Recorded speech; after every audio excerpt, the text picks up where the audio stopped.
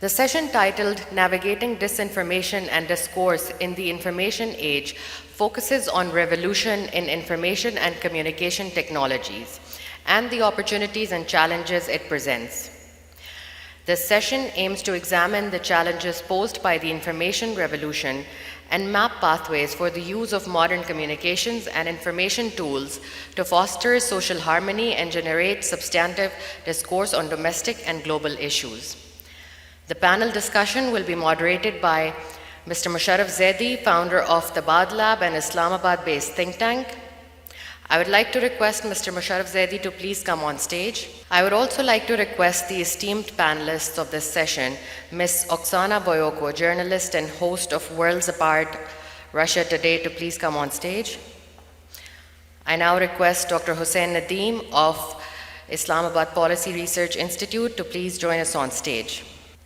I also welcome the esteemed panelists of this session joining us virtually, Mr. Shane Harris of Washington Post, USA, Mr. Karan Thapar of Infotainment Television, India, and Ms. Liu Xin of China Global Television Network. The keynote address of this session will be presented by the Honorable former Federal Minister for Information, Mr. Javed Jabbar. I request the Honorable former Federal Minister, Mr. Javed Jabbar, to please come on stage. Bismillah ar-Rahman ar-Rahim. Thank you, Dr. Moeed Yusuf, for your gracious invitation. It's a pleasure and a privilege to be here. Even though I missed the inaugural session, the preceding sessions have been most informative, and I have the privilege of being with very distinguished listeners to me, because I have not been allowed to sit with you. I have been demoted after I deliver my unprecious thoughts back to where I belong, with the masses. So we'll listen to you. But truly, felicitations to Dr. Moeed Yusuf for this initiative. I'm struck by the title, Islamabad Security Dialogue, at a moment in time when insecurity grips the capital and the country. What confidence and what optimism. May this sense of security transcend these transient political conflicts.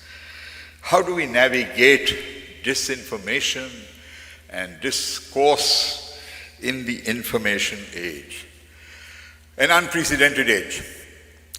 Information has been there from the very inception of humanity. We've been absorbing information from the moment we are born. But this information age is the age of phenomenal convergence. It brings industry, brings information technology, brings connectivity, and all media into this single angel come devil. Never happened before. How do we deal with this? On the one hand, emancipation, unprecedented emancipation of a single individual or a whole nation, and at the same time, enslavement by the state, enslavement by giant corporations that control platforms and servers, be they in China, be they in the US, enslavement. And finally, even the individual, in a way, is enslaved by algorithms or super algorithms, unless you know what algorithms are doing to you. So it's a paradox of an age we live in. And in this, one senses erosions. First of all, the erosion of conventional national state frontiers, which are considered essential for security.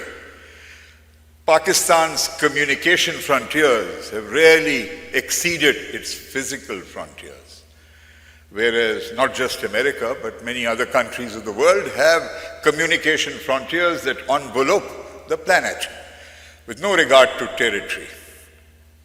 In our case, there has probably been a shrinking of our communication frontiers because we are not at the edge of technology. We are not controlling servers. We barely ever get seen in Pittsburgh or Pennsylvania or Tokyo or Kyoto. Most of the time we are talking to ourselves. So that's one major erosion of frontiers. A second is the erosion of coherence. Coherence partly because of the sheer volume of information that has never before grown at the speed and at the variety and the simultaneity with which information is growing. A specialist in a given field can't keep pace with his own field, leave alone get to know another field. And that has outstripped humanity's capacity to manage the information that humanity is producing for the first time. All previous ages of information, human beings were more or less able to manage to cope with what they were producing as information.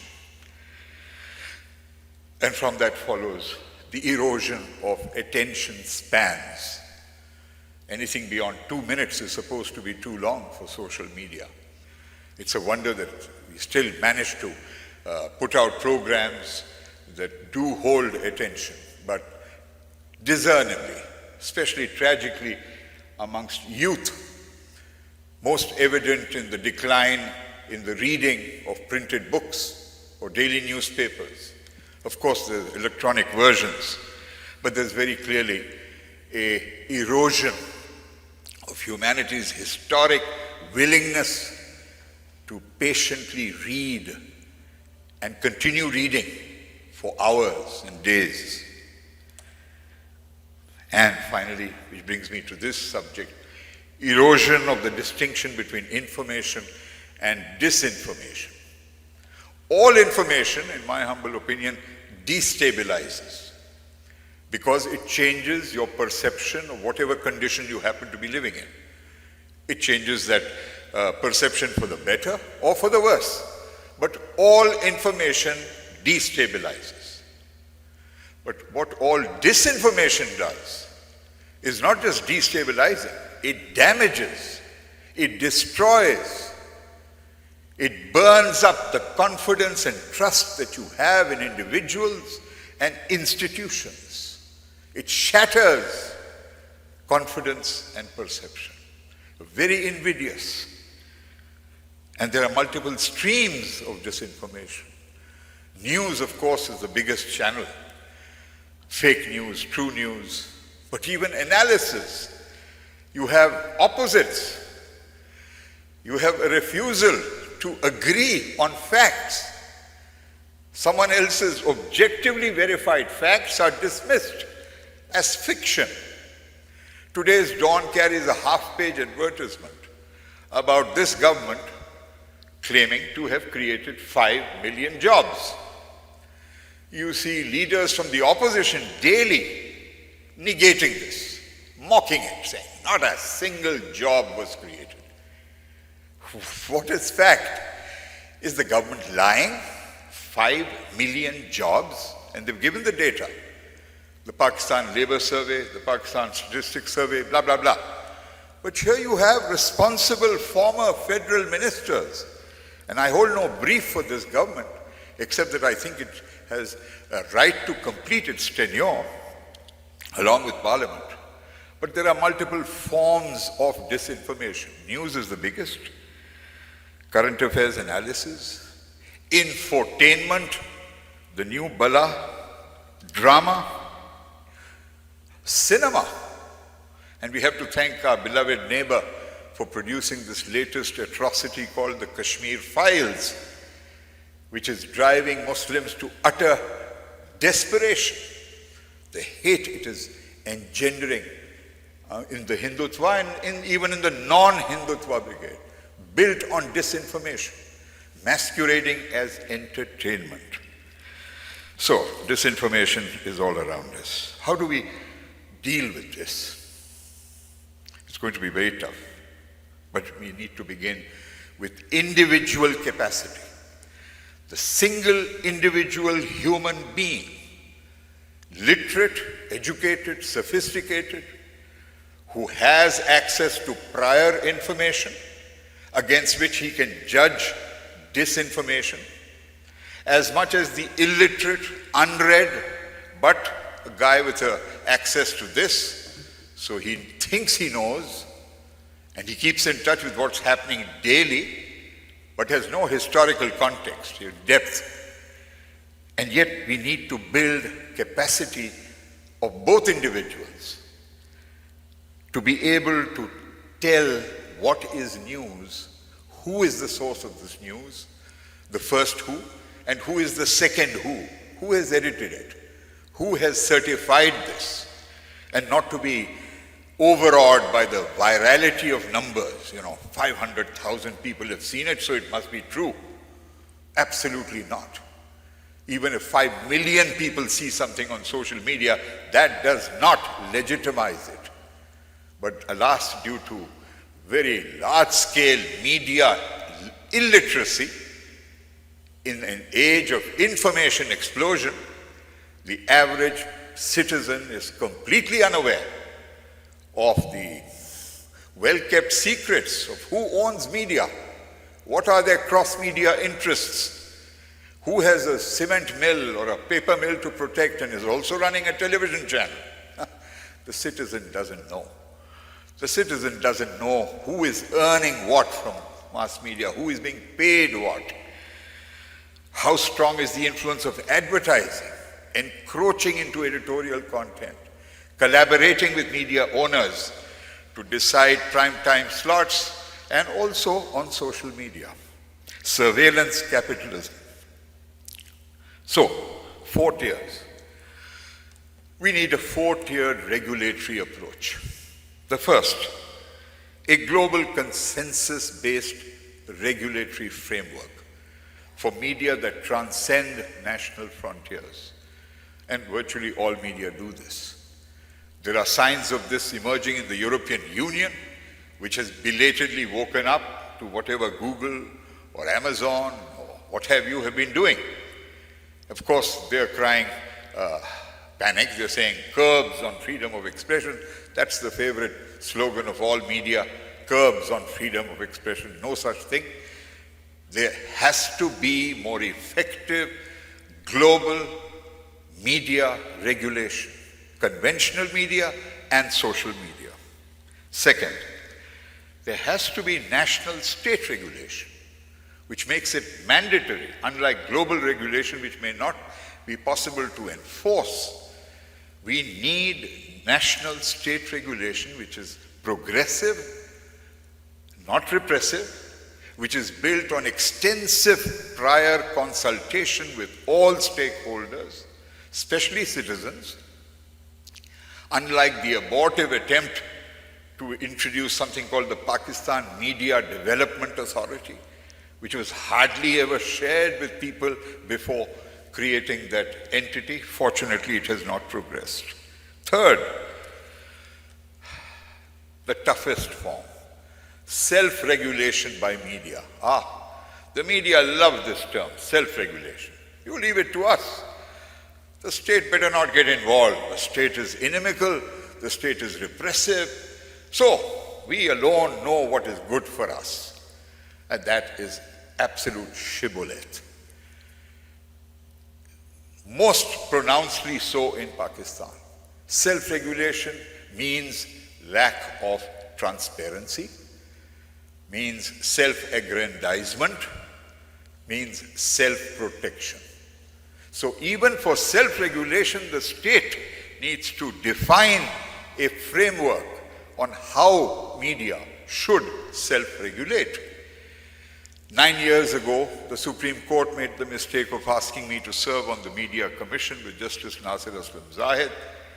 We submitted 38 recommendations, only some regarding forensic audit of some extremely suspicious transactions and payments were accepted, but all those dealing with institutional change in the regulatory systems of Pakistan, in the self-regulatory systems of Pakistan, after receiving pledges from media owners to our faces saying, oh, absolutely, sir, we will self-regulate, not a single step has seen the light of day.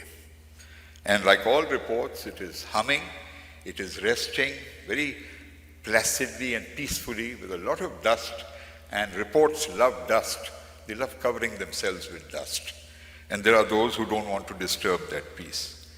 And lastly, social regulation by civil society, by citizens who should stop being anesthetized and robotized by the mass-scale brainwashing conducted by advertising. And incidentally, since I've survived advertising, and I have also been guilty, proudly guilty of inflicting advertising on innocent consumers, I'd like to share the fact that to keep us on our toes, in my company I had put up a sign so that our staff remembered every day what it is we were doing. That sign said, Edgar Schroff said it so memorably. He said, advertising is the art of making whole lies out of half-truths. That is also disinformation. So, how do you do social regulation which is not repressive, which doesn't curb the right to market and promote products, and yet protects the citizen and the consumer from the balderdash that a lot of advertising promotes today? And with social regulation, there is a dire need for authentic public service broadcasting and media. We have state media in Pakistan, as we do in other countries. We do not have a single public service media system in our country. A public service media system has to have two conditions. Number one, it should not be state-controlled or state-owned. Number two, it should not be dependent on advertising revenue. Then alone can media exercise an independent, balanced appraisal and present information that is valuable to people. And it can be done. If corporate philanthropy in Pakistan, which is one of the most generous, compassionate nations on earth, we give so abundantly to the poor and to many other lost and found causes. If corporate philanthropy were to step forward and support media activism by citizens, that alone will empower citizens to create a voice that is parallel to the media, because media have all the power and the citizens have none. So, in an ideal world, that's my wish list.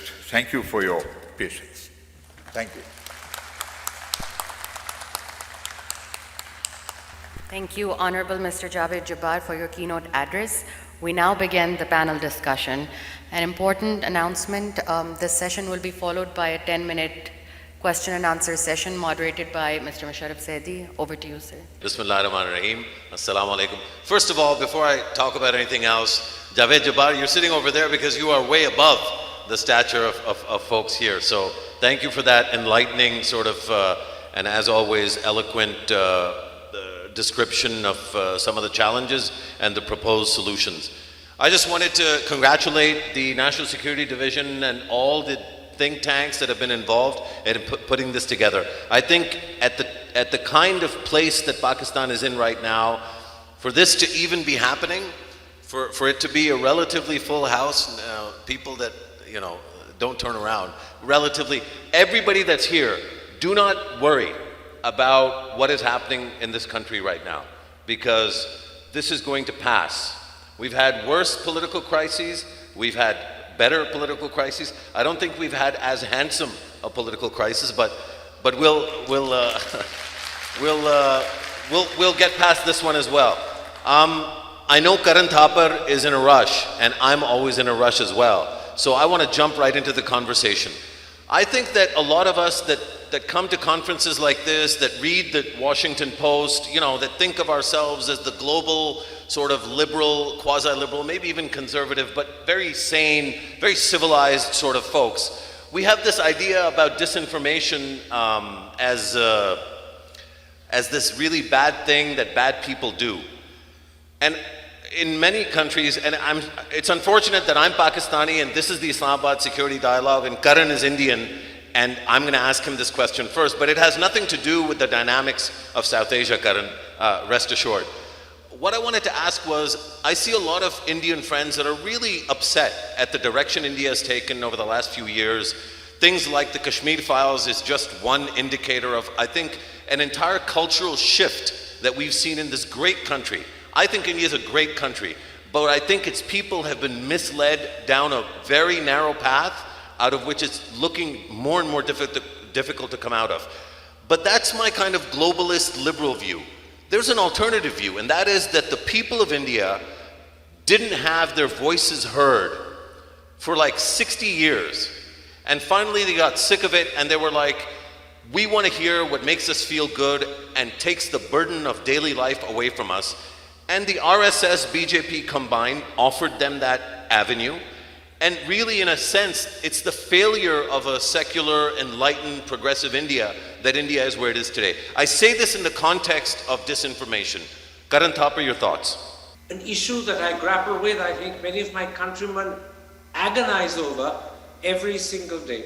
And it's one that came to the forefront in 2014 when Mr. Modi, our present Prime Minister, won his first majority. And it's grown as a problem. It's increased as a crisis, if I can use that word, with every year of his prime ministership. And perhaps it is about at its highest point today. I'm not saying that it's not going to go higher, but compared to the situation of 2014, the situation today is considerably worse than most people imagine.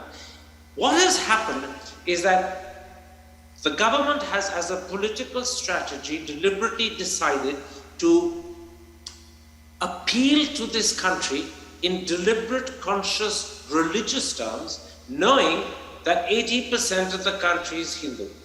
And our part of the world, yours is very similar. People are very religious. Religion pervades their life, their thinking, their relationship, their psychology. It's very close to them, and that tends to be the case in countries where economic development is limited and religion is your, I won't use that phrase, opium of the masses, because it is deliberately pejorative, but if you go back to what Mark said, it's also the soul of a soulless world, right? That was another part of that same phrase. It is very much the soul of the soulless existence our people live. So when you project your political appeal in those terms, it is winning. But what has happened at the same time is that it has also been done to exacerbate and to exploit divisions. Unfortunately, the history of our two countries means that the Hindu-Muslim divide has been there for quite a while. It got exacerbated in 47, it left behind a trauma for people on both sides of the partition line, and it can be easily scratched and exacerbated and exploited, and that has been deliberately happening. And the net result is that you have appealed to 80% in terms of their religion, which is completely contrary to and a total violation of our constitution, but leave that aside. And in the process, you have also deliberately sought to, I'll use that colloquial term, demonize another religion. Now, this is not done always in language that is specific and clear. It's done with Muslim dog whistles. I'll give you a couple of examples, and I think you'll understand. 80% of the population of Uttar Pradesh, the biggest state, is Hindu, 20% is Muslim. So when the chief minister who won campaigns in terms of what he calls 80 versus 20, the message is clear to everyone without referring to Hindus and Muslims. When other BJP leaders talk to the Muslim community and say, if you don't like this, go to Pakistan, it's immediately obvious what wounds you're scratching, what horrible memories you're deliberately revising. When politicians talk about Ali and Bajrang Bali is another name for the god Humayun, it's once again obvious what's happening. And it is a very sad thing that's happened. You're right when you say that India could always have been exploited politically, divided politically along these lines, because the fact of the matter is 80% of this country is Hindu. But the important thing is that this country gave itself a constitution where we opted not to compete in religious terms in what we call communal